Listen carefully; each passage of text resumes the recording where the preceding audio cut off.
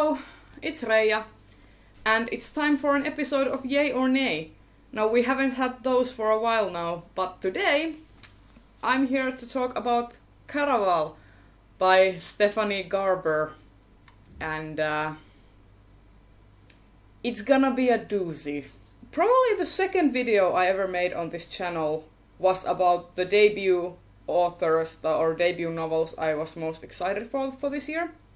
It was part of a Top 5 Wednesday, and I mentioned this book because I was honestly very excited for it. It promised to have a very dark and twisty circusy theme. I loved the cover designs on both the UK and the US covers, and it just looked really promising. So, what are my thoughts after finally having read it? I actually had to wait for a good 2 months to get this from the library because the lines were so huge. And after reading it, I have to say that I am honestly very disappointed. I will tell you why right now. Now, let's talk story.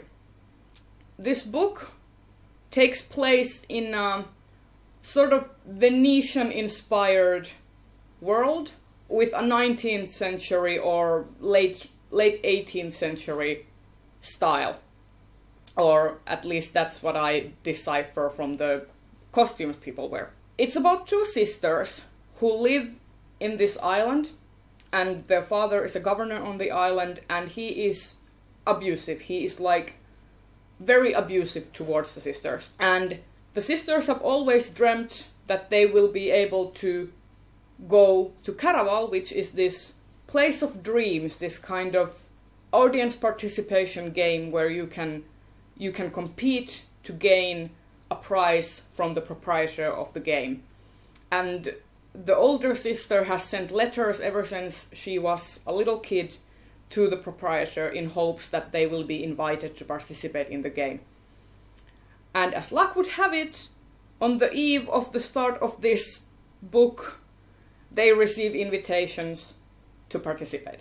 When they get there, the younger sister is kidnapped, and it turns out that the game they are going to play is about trying to find her. And that's pretty much the gist of it. This whole story was so bare bones. None of the characters were really fleshed out. We spent the whole book, we spent most of the book in the head of the older sister, and there's nothing. There's absolutely nothing. Nothing gets fleshed out. We have no clear motivators for anything, for any of the characters. And the main character is constantly acted upon.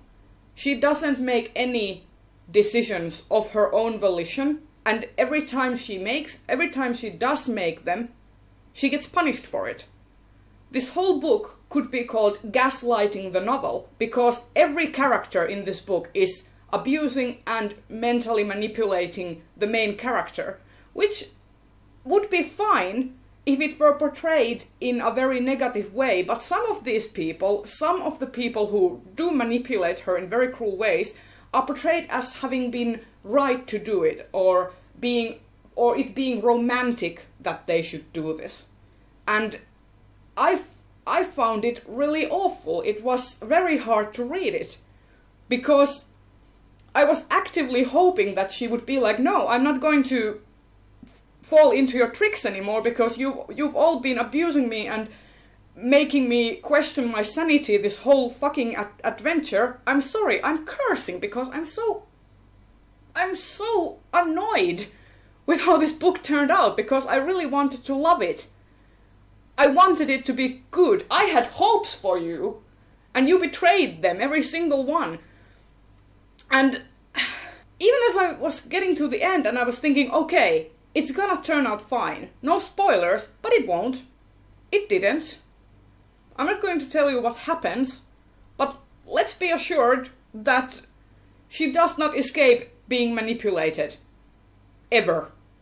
It didn't happen. It won't happen. Not in this book. Maybe in the sequel, because they're set up for the sequel. I'm not gonna read it. Yeah. I'm going to give you a quote from this book. And for those of you who have read this book, tell me, can you place that quote? Like, can you place the quote and tell me where exactly it is being said? Because I'm quite certain that you may not. Because similar things are said so often in this book that you get confused, honestly. But I'll just say the quote. She'd been a fool to believe anything he'd said. This is said so often in this book that it's so annoying. I can bet you that even without context for that quote, I'm guessing you are thinking about 5 different scenes where that could have been said. The main character is constantly being taken for a fool, and there is no growth for her. There is just an endless journey of misery. And that would be fine. An endless journey of misery would be fine if there was some sort of lesson to be learned from it. If some of the characters would grow out of it, if the author made certain that most of this was negative, that most of this was something that should be abhorred. But when those manipulations, when those gaslighting experiments are done to the main character by characters that we should be rooting for, that's not okay. And I hated that. The manipulation, the gaslighting, those were the parts that annoyed me the most. And I'm not even getting into the whole insta-love and the bad boy with a heart of gold tropes, which were also implemented in this book and were done really poorly. I'm not at all satisfied with this book. I will never be able to get the time back that I used reading this book. So there's that. This book is a definite nay, but a nay is not quite enough to capture the feelings that I have from reading this book. So I'm just going to quote Steve Carell from The Office in this instance. This has been my episode of Yay or Nay for Caraval by Stephanie Garber. I bid you good day, and I'll see you in the next video, where I'm hopefully in a much better mood. Bye!